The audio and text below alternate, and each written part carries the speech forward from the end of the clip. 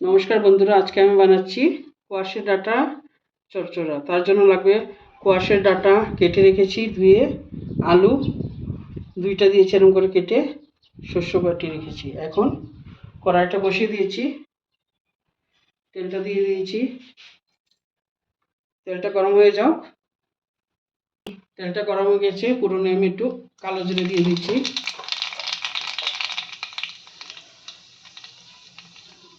কালো জিরেটা ভাজা হয়ে গেছে, এখন আমি কোয়াশের ডাঁটাগুলো দিয়ে দিব, তার সঙ্গে আলুও দিয়ে দেবো।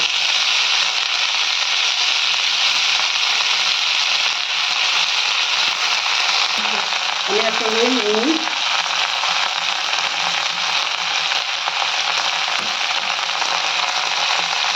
হলুদটা দিয়ে দিচ্ছি,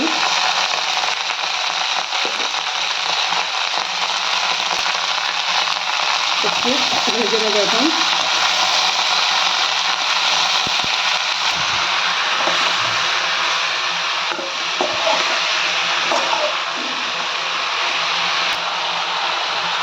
একটু ঝালের জন্য একটু মরিচের গুঁড়া দিয়ে দিয়েছি, একটু জল দিয়ে দেবো।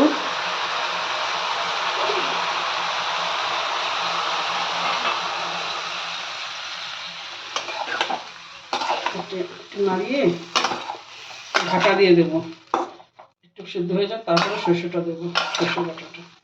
এখন একটু ঢাকা দিয়ে রাখবো, ঢাকাটা দিয়ে দিচ্ছি।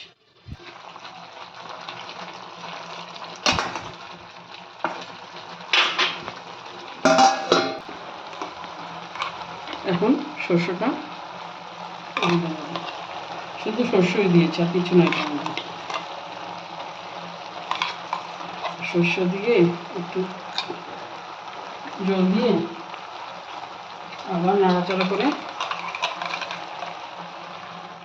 সিদ্ধ অবধি ঢেকে রাখবো।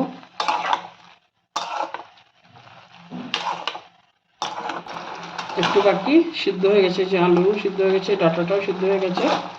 এখন একটু শুকিয়ে গেলে নামিয়ে নেব। যে আমার চচ্চড়াটা হয়ে গেছে।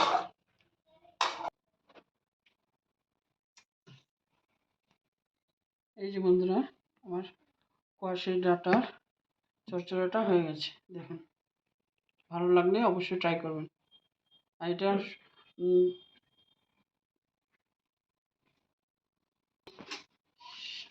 এটা ভাতের সঙ্গে খাবেন, আর লাউ ডাঁটা দিয়েও বানানো যায়, লাউ ডুগা দিয়ে, শস্য দিয়ে। আর ভালো লাগলে অবশ্যই ট্রাই করবেন। Thank you.